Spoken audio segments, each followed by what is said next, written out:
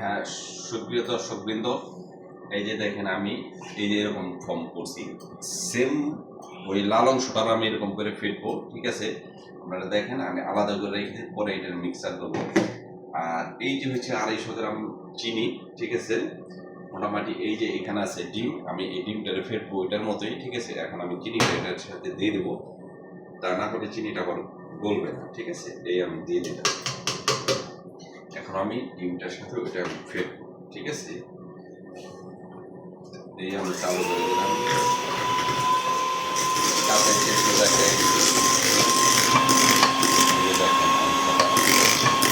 মোটামুটি আঠা আঠা আঠা আঠা হয়ে গেলে চিনিটা গুলে গেলে আমার এটা মানে তারপরে আমি সাথে এটার সাথে মাস্কাল কোনটা মিক্স করবো। মাস্কাল কোনটা মিক্স হয়ে গেলে তারপরে আমি ডিমের সাদা অংশটা মিক্স করবো।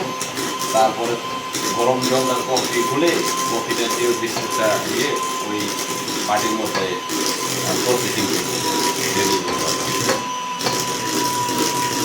তো আপনারা যেটা দেখতে থাকেন। ঠিক আছে, নতুন যারা শিখেন তাদের জন্য মানে আমি ভিডিও করতেছি।